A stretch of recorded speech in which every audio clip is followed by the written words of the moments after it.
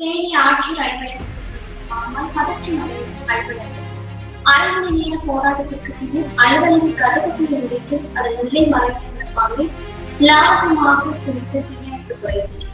தேனி ஆட்சியர் அலுவலகத்தில் ஆட்சியர் கூட்டுறவு அருகே தேர்தல் தொடர்பான அனுமதி கடிதத்தின் அலுவலகம் அமைந்துள்ளது.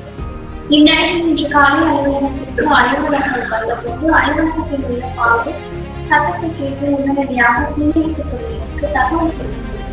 பின்னர் தகவல் அறிந்த ஆட்சியர் அலுவலகத்திற்கு வருகை தந்து பாம்பு இருப்பதை கண்டுபிடித்து அதனை பிடிக்க முற்பட்டனர்.